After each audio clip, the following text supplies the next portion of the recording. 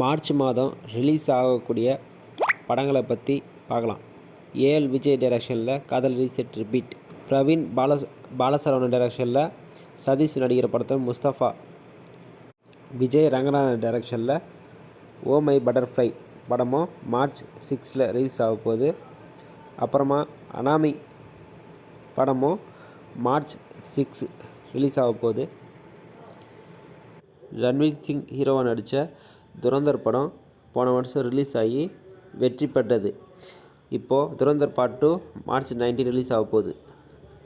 Can Karunas டைரக்ஷனில் அவரே ஹீரோவாக நடித்த யூத் படமும் மார்ச் 19 ரிலீஸ் ஆக போகுது.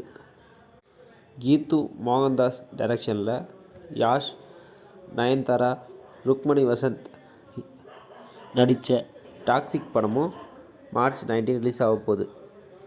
யாரெல்லாம் எந்த படத்துக்கு வெயிட் பண்ணுறீங்க கீழே கமெண்ட் பண்ணுங்கள்.